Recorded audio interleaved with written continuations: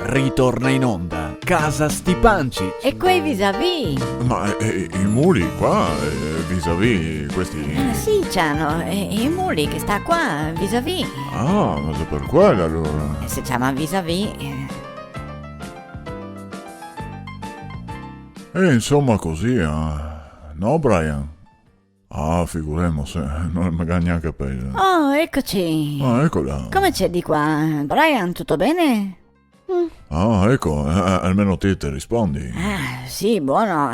Questo è niente, c'è parente. C'è parente. Ma sì, buono, buono. Andrò di nuovo di là che sono dietro. Ah, e cosa sei dietro a fare di buono? Ah, guarda, non mi dire che sono andata a impeccolarmi. A impeccolarti? Ma sì, che adesso sono tutta ingroppata e che mi sono messa in testa di fare i caramalli ripieni. I caramalli? Sì, dai, Ciano, i caramalli. Ah, sì, buoni i caramalli. So che ti piace, ti è sempre piaciuto. Ah, tu sai, sì.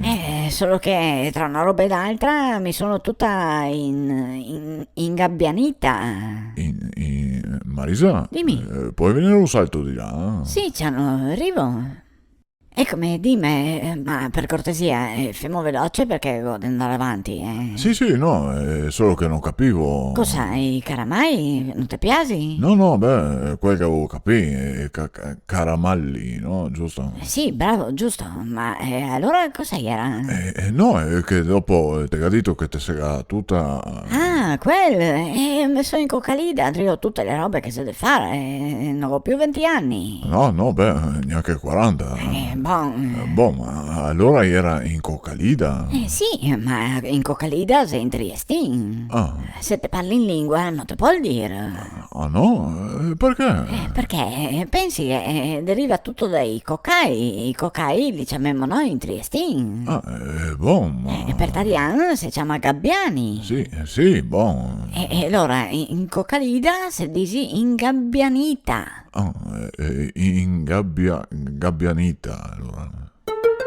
E dall'altra parte... E com'è? Allora, ma cosa sono stato tornato? Sta fatto i capelli? Oh, Loredana, non stammi a parlare.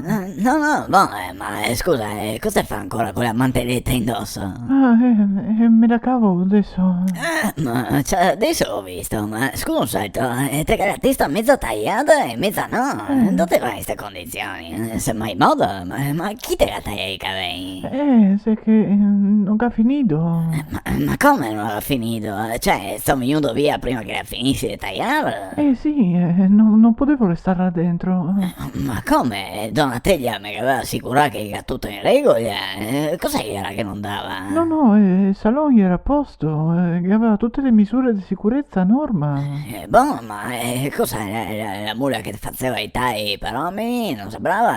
Sì, sembrava. Cioè, la mezza testa che te l'ha fatto, ma per bene. Sì, no, per quello andava tutto bene. Boh, e allora perché mai ti ha acciappato e ti ha mollato tutto così? Guarda, Loredana, una roba incredibile.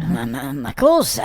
Allora, io ero sentato là, tutte le poltrone igienizzate, sanificate. Boh. Mi ha lavato i capelli con i guanti, le visiere, tutto a posto. Vabbè, allora era tutto a posto come te volevi te. Ma non ero solo me come cliente. Boh, ma il salone è grande, puoi stare parecchi delle ore dentro. Sì, un massimo di 6 persone. Boh, e allora cosa? Ad un certo punto un altro cliente che era là, che si stava facendo tagliare i capelli da un'altra parrucchiera, gastronudato. Mamma mia.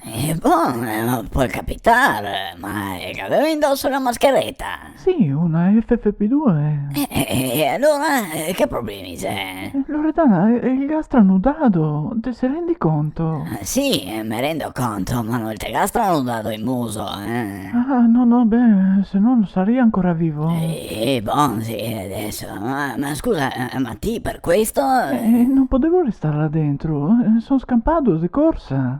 Ah, Gian Giulio. era Casa Stipancic. E quei vis-à-vis?